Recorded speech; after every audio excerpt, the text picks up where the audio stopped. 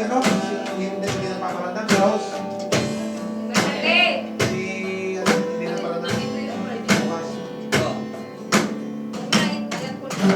Mamaya pa. Saka wala pa. Pakakali pa dapat eh. Parang mabilis to. Wala namang wawalisan. Eh, mamaya, babagyan mo yan. Si Joseph ang may-ari ng bahay na ito. Siya na maglinis ka.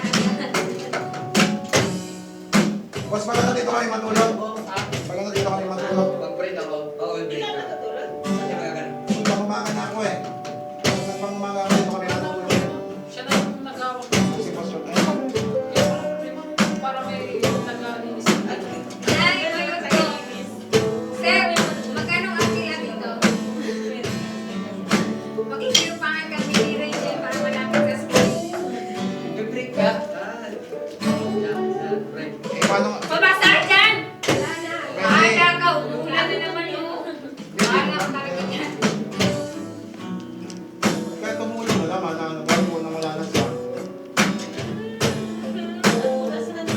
Hindi na niya makatayo.